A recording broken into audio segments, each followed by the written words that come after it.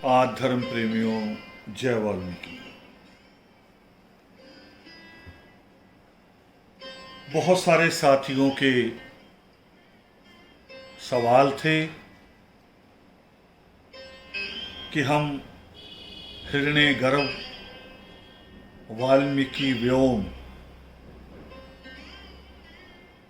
एक ऐसे शब्द का प्रयोग कर रहे हैं और इसके क्या मायने हैं, इसके क्या अर्थ हैं, इसके स्रोत क्या हैं, इसके ये कहाँ से है। और आज हिरण्य माह का पहला दिन था। मैं सुबह से चिंतन कर रहा था कि इस मामले में बात करूं, मगर फिर बात करने के लिए, रिकॉर्डिंग के लिए विशेष तौर पर एक शांत माहौल चाहिए, तो लेट नाइट बात कर रहे हैं। कल सुबह आपको पहुंचेगी।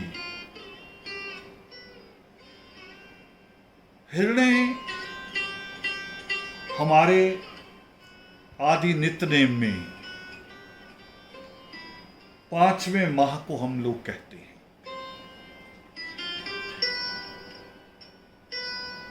महीनों के नाम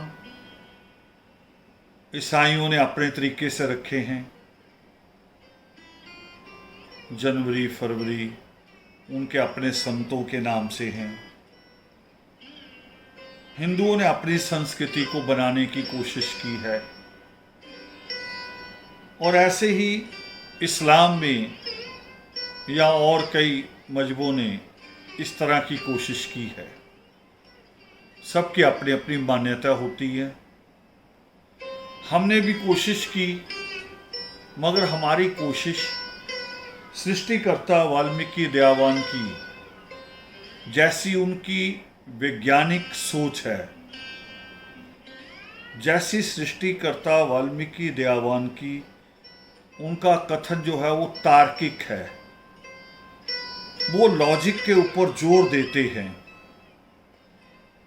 तो हम लोगों ने भी वाल्मीकि धर्म का जो सपना देखा है, उसकी बुनियाद को बनाते हुए जो छोटे छोटे काम कल को सवाल बन के खड़े होने हैं कि दिनों के नाम क्या है, महीनों के नाम क्या हैं, अगर वो किसी दूसरे मज़हब से मिलते हैं या वहाँ से लिए हैं तो फिर अलग क्या है। तो सारी छोटी छोटी बुनियादी बातों पे काम करते हुए, जैसे इसकी शुरुआत हम कहें जय वाल्मीकि। जय वाल्मीकि जैसे सलाम, सत श्री अकाल, तो हम बोलते जय वाल्मीकि। एक बुनियादी बात की, अपनी आइडेंटिटी की, पहचान की भी, और अपने धर्म के ऊपर पहले खुद गर्व के साथ, बिना झिझक, बिना शर्म के साथ हम खुद जय वाल्मीकि कहें, उसकी शुरुआत हुई। तो जय वाल्मीकि, आदि नित्यनेम, महीनों के नाम, दिनों के नाम, हमारे पाठ करने का तरीका, सारी चीज़ें करते करते आसमानी ध्वज तक हम आए एक आइडेंटिटी बनाते हुए। हम जो कहते हैं कि द्राविड़ अस्तित्व की सम्मानजनक स्वीकृति हेतु हमारा आंदोलन जो है वो इस दिशा में है कि लोग हमें सम्मानजनक तरीके से स्वीकार करें। किसे स्वीकार करें? वो हमारी अपनी चीजें होनी चाहिए। कुछ कौन सी चीजें हैं, उसको हम कैसे लोगों के बीच में प्रचारित करते हैं। तो हम माह की बात कर रहे थे। हमने बड़े वैज्ञानिक तरीके से कहा है, बहुत वैज्ञानिक तरीके से, कि मां क्या है। जैसे पहला माह कहा सृष्टि, धन शुरुआत सृष्टि। दूसरा दूसरा नाम हमने लिया उष्णा, यानी सृष्टि होती है तो जब सूर्य की किरणें पड़ती हैं, फिर उत्पत्ति होने लगती है। सूर्य की किरणें पड़ती, उत्पत्ति जब होने लगती है तो हमने उसे तीसरा माह कहा। चरसनी यानी राई, धूप की किरणें जब पड़ेगी पानी के ऊपर तो राई उसकी उत्पत्ति। चौथा माह कहा पुरुषार्थ, यानी उसी सृष्टि के नियम को जब आदमी करता है, फसल लगाता है, पौधे लगाता है, तो पुरुषार्थ महीने में आके उसका परिणाम देखने को मिलता है। ऐसे ही जो सांसारिक सिस्टम है, बैंकिंग सिस्टम है, सरकारों के बजट का सिस्टम है, बच्चों के एग्जामिनेशन का जो सिस्टम है, वो इसी माह में आके अपना रंग लाता है। पुरुषार्थ में, पुरुषार्थ का फल इसी माह में मिलता है। और आज हम जिस महीने में हैं, हिरणे,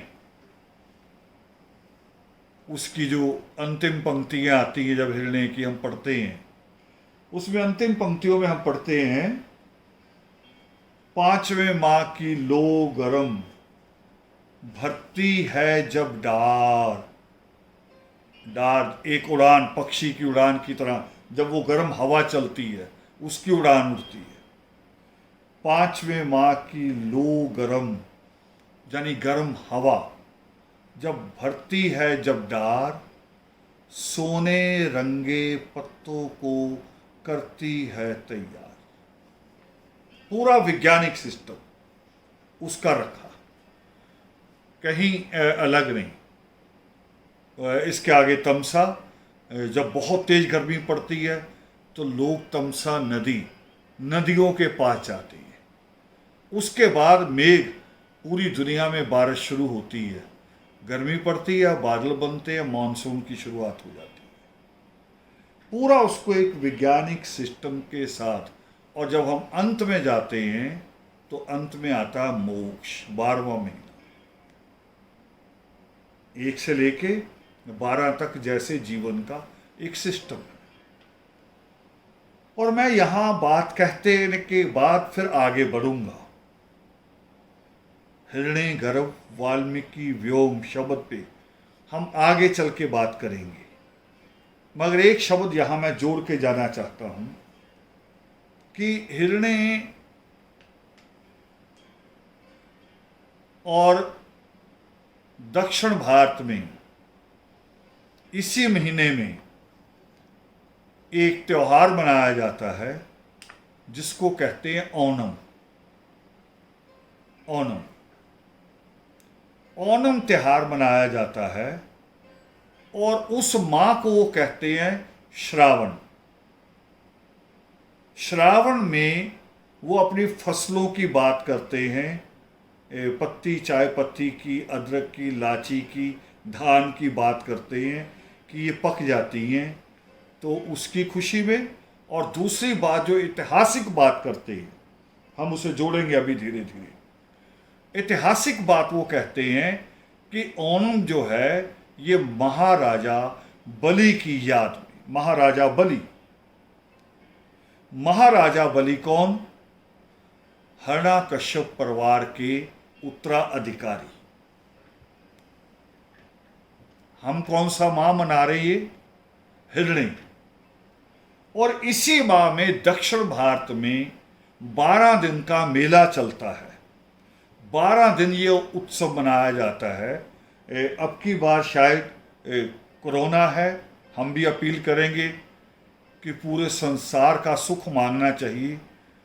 हमारे लोगों को कुंभ की तरह नहीं करना चाहिए कि कुंभ मनाना जरूरी है, दुनिया चाहे खत्म हो जाए। हमें उस तरह से नहीं सोचना। हमें सृष्टिकर्ता वाल्मीकि दयावान के कथन के अनुसार चलना है कि उनका जो एक करुणा से भरे हृदय, जो क्रोध की पुकार सुन के आता है, तो हमें इंसान ही नहीं, हमें तो जीवों, पशु पक्षियों की आवाज़ को भी सुनना है, उसके हृदय को भी, उसकी पीड़ा को भी हमें उसी तरह से महसूस करना है। तो अब हम शुरुआत कर रहे हैं पहले इन पंक्तियों के साथ हिरण्य महीने की।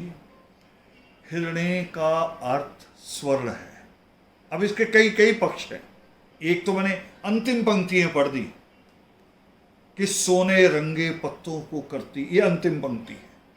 अब मैं प्रथम पंक्ति पढ़ रहा हूं। हिरण्य का अर्थ स्वर्ण है,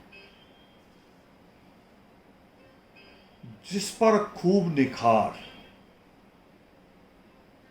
सोने पे बहुत निखार होता है। और आगे जाके फिर तर्क पे आ जाती बात, जो मैंने कहा कि जो आदि धर्म है, वाल्मीकि धर्म है, वो पूरी तरह तर्क पे, विज्ञान पे, लॉजिक पे निर्भर है। उसमें कहीं भी लेश मात्र भी अंधविश्वास और पाखंड को जोड़ा नहीं गया है। और हम हर पल कोशिश करते हैं कि जो प्रयास हमारे द्वारा हो उसमें भी कहीं अंधविश्वास ना आ जाए।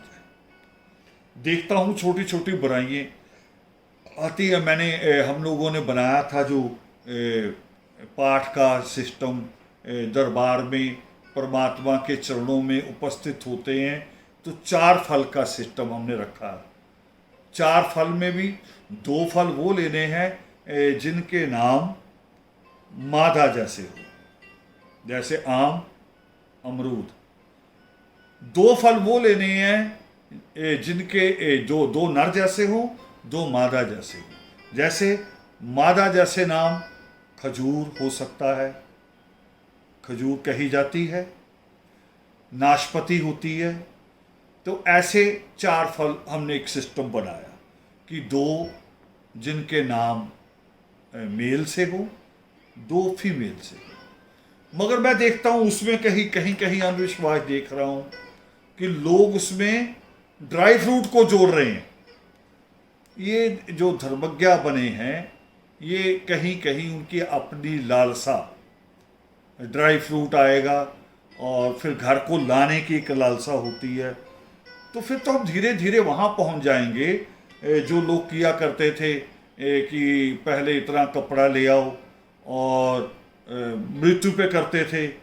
पूरा एक चारपाई मंगाई जाती थी, बिस्तर मंगाया जाता था, चप्पल कुर्ता मंगाया जाता था। और जाएगा कहाँ? जाएगा धर्मज्ञा के घर, जैसे पंडित ले जाता था। अब हमारा धर्मज्ञा भी वही सारा कुछ करेगा, तो ब्राह्मणवाद से अलग कैसे? इसलिए मैंने कहा कि हम जो काम कर रहे हैं, हम तो उन पे भी पल पल नजर रखने की कोशिश करते हैं कि कहीं पखंड ना आ जाए। नित्रेम में भी आता है ये बात, हमें नित्रेम भी याद करवाता है कि ढ कहे ढोंग मनुष्य ने रचे हैं बेशुमार, सतपथ को ना त्याग दूं बुद्धि दो दातार। उस ईश्वर के आगे, उस दातार करतार के आगे, उस खुदा के आगे हमेशा हम हाथ जोड़कर बिल्कुल एक जिसको कहते नम्रता के साथ, पूरा दीनहीन बनकर हम कहते हैं उसके आगे कि ऐसा कुछ ना हो मेरे से कि मैं दोबारा पखंड की तरफ चला जाऊं। ना मुझे कोई मुसीबत, चाहे वो कोरोना जैसा दुख हो, ना वो दुख। और इस कोरोना ने तो, बल्कि मैं इसको एक दूसरे रूप में कहना चाहता हूं, कोरोना ने तो पखंड के बारे में लोगों की आंखें खोली हैं। अगर कोई खोल के देखना चाहे, अगर खोल के देखना चाहे तो कोरोना ने करोड़ों लोगों की आंखों से पर्दा हटाया है। भारत में 50 लाख से ज्यादा ज्योतिषी, तांत्रिक, जो रोज घोषणाएं करते हैं कि मैं भविष्य बता सकता हूं, मैं आपके जो रुके हुए काम करा सकता हूं, ऐसे घोषणाएं करने। और पूरे विश्व में और बहुत है, बहुत सैकड़ों हजारों पादरी हैं ऐसे जो घूम रहे हैं। हमारे बीच में भी हैं बहुत सारे लोग जिनको स्याना, भगत और साईं, बहुत सारे नामों से लोग जानते हैं, वो भी ये दावे किया करते थे। कोई कोई तो फूंक मारा करते थे। अब कोरोना ने तो फूंक सबकी निकाल दी, सबकी फूंक निकली हुई। ना पादरी आ रहा है, ना वो झाड़ फूंक करने वाला औलिया आ रहा है, और तांत्रिक और जो भविष्य की बात करते थे, हमारी तो सरकार पागल हो गई। यूनिवर्सिटियों में कह रहे हैं कि ज्योतिष विद्या पढ़ाई जाएगी। अब ज्योतिष विद्या कहाँ पढ़ाई जाएगी? कोरोना के आगे कहाँ किसी को पता था कब कोरोना आना है? और हम इस पिछले साल में कह रहे थे कि अगला साल ठीक हो जाएगा, और अगला साल और ज़्यादा बुरा हो गया। सोचना चाहिए, जो लोग कहते थे कि यूनिवर्सिटी का विषय बनाएंगे, ये एक विज्ञान है, ये विज्ञान नहीं, ये एक पाखंड है और लूटने का पाखंड है, जिसके बारे में महात्मा रावण ने लड़ाई लड़ी थी। वो कह रहे थे एक तो भिखारी जिसका हाथ पैर जो है काम नहीं करते, उसको तो हम खाना दें, हमें उसकी केयर करनी है, वो भी इंसान है। मगर इस जिसके हाथ पैर सब कुछ ठीक है, वो केवल एक सर्टिफिकेट लगा के सिर पे चोटी का और अधिकार पूर्वक मानता है कि ये ग्रह है, ये ग्रहण लगना है और तुमने ये देना है। उसके खिलाफ महात्मा रावण कहते थे कि ये नहीं। वो कहता था कि ये यज्ञ करेंगे, क्रिकेट मैच जीत के दिखाएंगे। कितने क्रिकेट मैच हार गए, और यज्ञ किया, ट्रंप को जिताने का, ट्रंप हार गया। तो महात्मा रावण जो कहते थे ठीक कहते थे ना, इसलिए अच्छा करते थे, यज्ञ भंग करते थे। अब ये पूरी दुनिया को समझ में आना चाहिए। अब हम वापस अपने विषय पे आ रहे हैं कि हिरण्य का अर्थ स्वर्ण है, जिस पर खूब निखार, तप तप सोना हो खरा, योग विशिष्ट विचार। हिरण्य का अर्थ स्वर्ण होता है, सोना। एक दूसरा, अब इसको आगे बढ़ाएंगे इतिहास को। सोने का सबसे बड़ा जो एक रूप बना हुआ मिलता है, जैसे दरबार साहब को कहा जाता है स्वर्ण मंदिर, कि पूरे के पूरे गुंबद को सोने से ढका गया, मगर वो एक एक बिल्डिंग है, एक कमरे जैसी, जो उसको स्वर्ण से बनाया गया है। मगर एक इतिहास में पूरा शहर सोने का बनाया गया था, पूरा देश, और वो था लंका। और किसने बनाया था? हम महीना कौन सा पढ़ रहे हैं? हिरण्य। और हिरण्य महीने में ही अगली पंक्तियां आती हैं कि जो हिरण्यकश्यप परिवार था, उसी वंश ने लंका का निर्माण किया था। हिरण्यकश्यप परिवार ने। हम नित्यनेम में से इसी पंक्ति को रोज पढ़ते हैं। और किया कैसे था? पुरुषार्थ के द्वारा। देखिए, हम उस पंक्ति को दोबारा से पढ़ेंगे, पूरी पंक्ति को।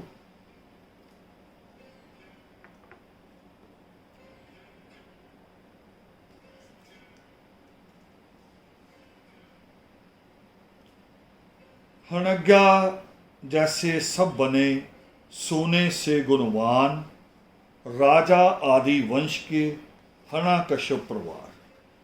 इसी वंश ने था किया लंका का निर्माण, वाल्मीकि विश्वेश्वर जी इस शक्ति के वान। अब हमने ये बात कही, हमारा युवा, हमारा नौजवान और हमारे अनपढ़ संत, जो कभी ना स्कूल गए, ना जिन्होंने कभी ज्ञान सीखा, जिन्होंने राख बांटी, लोगों से जानवर कटवाए, लोगों को अंधविश्वास दिया, लोगों को धागे तबीज़ करके दे दिए, वो संत भी सवाल करते हैं कि ये लाइन कहाँ जुड़ती है। ये लाइन जुड़ती है यहाँ पावन योग वशिष्ठ में। पावन योग वशिष्ठ की स्टडी अगर की होती, उसका अध्ययन किया होता, तो ये सवाल हमसे नहीं किया जाता। पावन योग वशिष्ठ कहता है, उसमें प्रमाण है और बहुत बड़ा प्रमाण है कि जैसे सृष्टिकर्ता वाल्मीकि दयावान ने ब्रह्मा के पोते भारद्वाज को ज्ञान दिया था, ठीक उसी तरह से महामुनि शुक्राचार्य के कहने पर, महामुनि शुक्राचार्य के मार्ग दिखाने पर महाराजा बलि, जब वो भी भारद्वाज की तरह बैठे, पूरी दुनिया जीतने के बाद, बहुत बड़ा राज कायम करने के बाद, फिर उनको लगा कि नहीं, ये राजपाट कुछ नहीं, मुझे अध्यात्म भी चाहिए, मुझे उस ईश्वर को जाके मिलना है, मुझे उसको भी जवाब देना है। अब मुझे अपने जीवन का कुछ हिस्सा उसके लिए लगाना चाहिए। जैसा कहा परमेश्वर ने, परमेश्वर ने खुद भी यही कहा, ये नहीं कहा सारा जीवन। उन्होंने कहा पुरुषार्थ के 4 भाग हैं।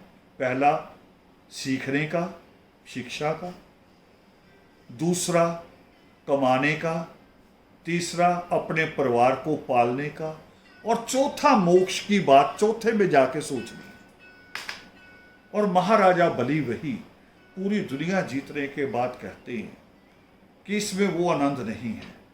और तब उनको महामुनि शुक्राचार्य कहते हैं कि तुम जिस परम आनंद की बात करते हो, वो जो परम आनंद है, जिसको लोग निर्वाण कहते हैं, वो निर्वाण नाम वाला परम आनंद तुम्हें सृष्टिकर्ता वाल्मीकि दयावान की से प्राप्त होगा, जो इस जगत के जगतेश्वर हैं, जो इस पूरी खुदाई के खुदा हैं, जो इस पूरी खुदाई के खुदा हैं। उनके पास महाराजा बलि गए, और ये अंकित है पावन योग वशिष्ठ में। कोई भी आपको हिंदी, पंजाबी, उर्दू, इंग्लिश, कहीं से भी कोई भी योग वशिष्ठ छोटा बड़ा किसी रूप में भी मिल जाए, महाराजा बलि हिरण्याकश्यप परिवार के उत्तराधिकारी का नाम आता है।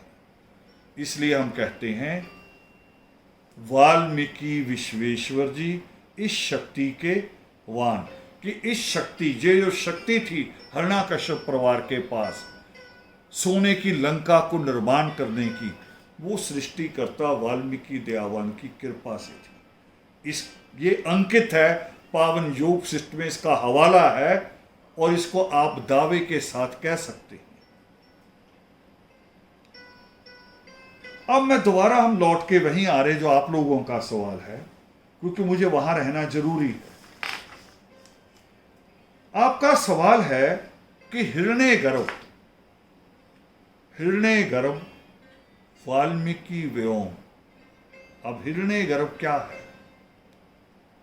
एक तो हिरण्य का अर्थ स्वर्ण, और दूसरी लाइन में वो साबित फिर हो रहा, देखिए कहां जा रहा दूसरी लाइन, कि तप तप सोना हो खरा योग विशिष्ट विचार। मैंने जब कही थी ना, सृष्टिकर्ता वाल्मीकि दयावान पूरी तरह से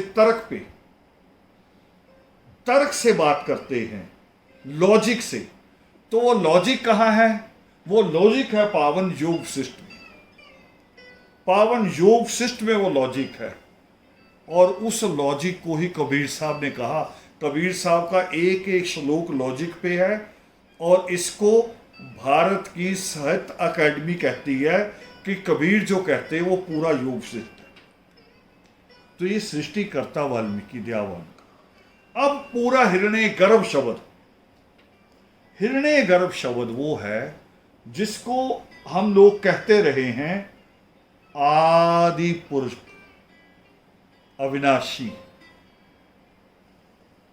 जिसको गुरु नानक देव जी कहते हैं कि आद सच जुगाद सच, कि जो आद से सच है और युगों का अंत हो जाएगा, जो तब भी सच रहेगा, जिसको हमारी कौम, हमारे दादा परदादा साधारण शब्द में कहते रहे अजर अमर, अजर अमर।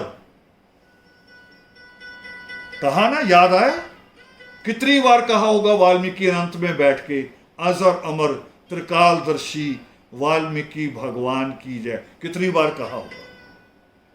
वो अजर अमर उसे कहते हैं जिसको हम कहते हैं हिरण्यगर्भ।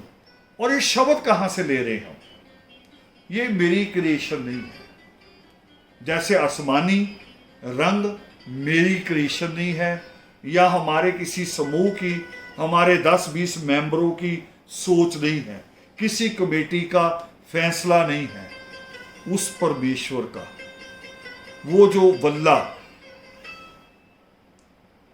वो जिसको हम कहते हैं कि आप वर्म और वशिष्ठ हो, उसने जो सारी दुनिया के ऊपर उड़ा है, आसमानी, और जिसको कहा जाता है आसमानी रंग को, कभी उसकी व्याख्या पढ़िए किताबों में, किसी विद्वान की हुई हो, चाहे अंग्रेज विद्वान की हो, चाहे किसी उर्दू के विद्वान ने किया हो, चाहे किसी पंडित ने की हो, तो आसमानी रंग की व्याख्या में आएगा कि जो शांति देती है, जो विश्व बंधुत्व का प्रतीक है, यानी ब्रदरहुड। और इसीलिए यूएनओ ने भी अपना झंडा आसमानी बनाया। ब्रदरहुड भी पूरी दुनिया जो आपस में लड़ी, 2 बार वर्ल्ड वार हुई, उसके बाद यूएनओ बनी, और यूएनओ ने अपना झंडा जो आसमानी बनाया, क्योंकि पूरी दुनिया के ये 200 के लगभग जो मुल्क हैं, वो सारे के सारे अपने आप को बड़ा छोटा कह सकते हैं, मगर उस आसमानी रंग के नीचे सबके ऊपर जो चादर है, उस परमेश्वर की जो करुणा दया दृष्टि है, वो सबके ऊपर बराबर है। हिरण्यगर्भ शब्द का अर्थ होता है पहला इंसान, जिसको आप कहते हैं अजर अमर, जिसको आप कहते हैं आदि पुरख अविनाशी, उसको योग वशिष्ठ में लिखा गया। हमने नहीं कहा। योग वशिष्ठ में परमेश्वर के लिए, जिसको लोग वाहेगुरु कहते हैं, अल्लाह, खुदा, परमेश्वर, विश्वेश्वर, जगतेश्वर कहते हैं, सच्चिदानंद, चिन्मय कहते हैं, असंख्या नाम रखे उस परमेश्वर के, जिसने जिस रूप में देखा और जिसको केवल रोशनी दिखाई दी तो उसने प्रकाश कहा, जिसको सुनाई दिया उसने अनहद की एक आवाज है, एक कान से सुनाई देती, एक दिल से सुनाई देती है, 2 अनहद और अहद, ये वो उस परमेश्वर को जिसने जैसे महसूस किया, जैसे पाया, नाद और अनहद, जिस तरह से भी पाया, जिसने उसको साकार रूप में पाया और किसी ने निराकार रूप में पाया, उस तरह से उसे कहा। व्योम शब्द उस आसमानी से, व्योम, व्योम का अर्थ है आसमानी, जिसको कभी कभी हमारे जो विद्वान लोग कहते, कभी कभी आसमानी पिता, आसमानी खुदा। वो जो आसमानी खुदा है उसको पावन जो वशिष्ठ कहता है व्योम, व्योम कहता है। तो हमने उसी शब्द को पूरा करके कि थोड़ा स्पष्ट हो जाए, हमने उसको हिरण्यगर्भ वाल्मीकि व्योम कह के उसको आगे बढ़ाया। और ये पूरी व्याख्या तो हमारे पावन नित्यनेम में आती है, पहले से थी, बस हम नित्यनेम को पढ़ते हैं, कुछ लोग रटते हैं, कुछ लोग पढ़ते हैं, मनन नहीं करते। मनन करने की जरूरत है, मनन इसके एक एक शब्द को समझने की। हम पहला वार कौन सा पढ़ते हैं? आदिवार। और आदिवार में पहली पंक्तियां क्या आती हैं? आदि का आदि पुरुष तू ही आदिवासी, तुझको सिमरे कट जाए जन्म जन्म की फांसी। देखिए कितनी बड़ी बात आ गई और जुड़ गई वही महाराजा बलि के साथ। तुझको सिमरे कट जाए जन्म जन्म की फांसी, कि जन्म और मृत्यु का जो चक्कर है, वो जो मोक्ष जिसे हम कहते हैं, वो मोक्ष की प्राप्ति जो तुम्हारा सिमरन करेगा, जो तुम्हें याद करेगा, मजबूर करेगा, महाराजा बलि की तरह, भारद्वाज की तरह, राजा अरिष्टनेमी, राजा जनक की तरह, माँ शबरी, माँ कैकसी की तरह, वो जन्म मरण के चक्कर से मुक्त हो जाएगा।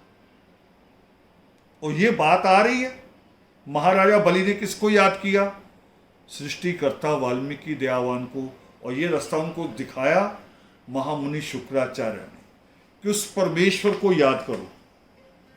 हम आगे जा रहे, देखिए आ गया, देखिए अर्थ आ रहा। आप हिरण्यगर्भ शब्द का अर्थ कर रहे थे, हमने उसका शाब्दिक अर्थ ढूंढा, आपको कहा कि पहला आंसर। हमारा नित्यम हमें वही कह रहा, आदि का अर्थ आरंभ है भाई, वो ही पिता, वो ही है माई।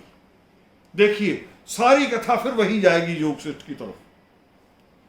आदि का अर्थ श्रेष्ठ जो हुए, ब्रह्मा भी कहते हैं कि मोक्ष का ज्ञान मैं नहीं दे सकता, कौन देगा? जो वर्म और वशिष्ठ है। महामुनि शुक्राचार्य भी यही बात कहते हैं कि मोक्ष का ज्ञान मैं नहीं दे सकता, ये तुम्हें वो देंगे जो सबके करता है, जो सबकी पुकार सुनते हैं, जो सृजक है, जो इस संसार के सृष्टि करता है, वो देंगे, मैं नहीं। वो देगा। तो फिर क्या लाइन आई? आदि का अर्थ श्रेष्ठ, कि जो श्रेष्ठ है होए, बन पर चेता जगावे जो सोए। वही सूर्या बनकर, प्रचेता बनकर, सूर्या बनकर आपको अंधेरे से रोशनी की तरफ ले जाएगी। अगली पंक्ति आती है, मुखिया बोले लोग हो श्रोता। देखो श्रोता कौन कौन बने? हम सब अभी तक सीरी है। भारद्वाज भी बने, महामुनि महाराजा बलि भी बने। और सुना किसे? सृष्टिकर्ता वाल्मीकि दयावान को। और सुना क्या? पावन योग शिष्ट को। ये ज्ञान जो पावन योग शिष्ट का, जिसको सृष्टिकर्ता वाल्मीकि दयावान ने दिया, उनको वहां क्या शब्द आता नित्रे में उनके लिए? मुखिया बोले लोग हो श्रोता। आदि का अर्थ मुखिया जो होता, कि जो आदि का अर्थ है वही हिरण्यगर्भ का अर्थ है। तो ये हिरण्यगर्भ, वाल्मीकि व्योम, और जो हिरण्य मां है हमारा, उसका अर्थ हम कर रहे थे, कोशिश कर रहे थे कि छोटी छोटी ज्ञान से हम आगे बढ़े। तो एक लाइन दोबारा बोलकर मैंने बात खत्म करनी है कि हिरण्य माँ जो है वो पांचवें माँ की लो गरम, भरती है जब डार, सोने रंगे पत्तों को करती है तैयार। महाराजा बलि का जो उनके नाम पे जो त्योहार मनाया जाता है, ओणम, वो 5वें महीने में होता, जिसको वो कहते श्रावण। श्रावण कब मनाया जाता है? कि जब उनके फल फूल पक जाते हैं। इलायची, नीम, अदरक, और वहाँ की पत्ती, वहाँ का धान, जब वो पक जाते हैं तब ये त्योहार 12 दिन तक मनाया जाता है। कौन सा महीना? उसी 5वें महीने में जिसमें हम बात कर रहे हैं, हिरण्य, और महाराजा बलि के नाम पे मनाया जाता है। और महाराजा बलि किस खानदान से? हिरण्यकश्यप, उसी हिरण्यकश्यप परिवार से। हिरण्य, ये सारा नाता जुड़ा हुआ है। तो आदस का जो ज्ञान है, आदर्श का जो अभी तक का जो प्रयास है, कोशिशें हैं, पुरुषार्थ है, वो उसमें हम पल पल कोशिश करते, मैंने पहले भी कहा, हम हर पल कोशिश करते हैं कि कहीं भी कोई लाइन अंधविश्वास से या ऐसी ना आ जाए जो हमारे इतिहास से हम जिसका ताल्लुक ना जुड़े। तो मैंने अभी जो बात कही, हिरण्य 5वां महीना, उस हिरण्य कश्यप परिवार का उत्तराधिकारी महाराजा बलि, और महाराजा बलि का जो त्योहार मनाया जाता, दिन मनाया जाता, वो 5वें महीने में श्रावण, और श्रावण में से श्रावण की आ की मात्रा हटा दें तो फिर बचता है श्रवण। श्रवण मैंने सुनना।